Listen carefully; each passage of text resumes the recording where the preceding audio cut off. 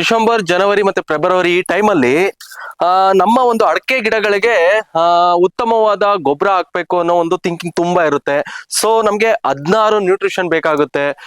ದನದ ಗೊಬ್ಬರ ಮತ್ತೆ ಈ ಕುರಿ ಗೊಬ್ಬರ ಇದೆಲ್ಲ ತುಂಬಾ ಹುಡ್ಕದ್ ಕಷ್ಟ ಆಗುತ್ತೆ. ಈ 16 ನ್ಯೂಟ್ರಿಷನ್ಗಳು ಇರೋಂತಹ ಒಂದು ಗೊಬ್ಬರ ಯಾವ್ದಪ್ಪ ಅಂತ ಅಂದ್ರೆ ನಮ್ಮ ಅಕ್ಷಯ ಸಮೃದ್ಧಿ ಗೊಬ್ಬರ ಸ್ನೇಹಿತರೆ.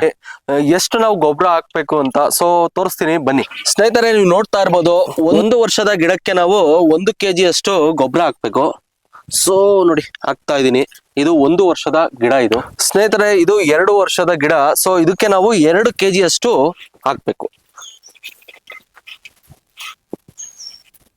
ಸ್ನೇಹಿತರೆ ಇವಾಗ ಏನ್ ನೋಡ್ತಾ ಇದ್ರು, ಈ ಗಿಡ ಬಂದು 3 ವರ್ಷದ ಗಿಡ. ಸೊ ಇದಕ್ಕೆ ನಾವು 3 kg ಅಷ್ಟು ಅಕ್ಷಯ ಸಮೃದ್ಧಿ ಗೊಬ್ಬರನ ಹಾಕ್ಬೇಕು.